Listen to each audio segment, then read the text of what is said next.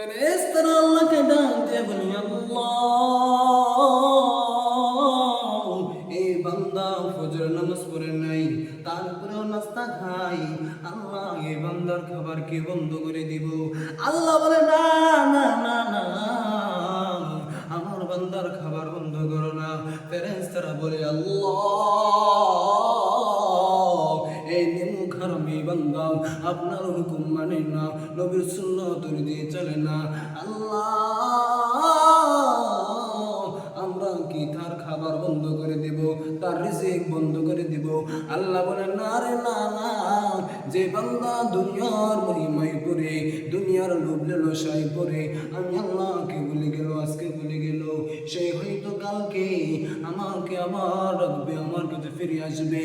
আল্লাহ ডাক দিয়ে বলে, বান্দা,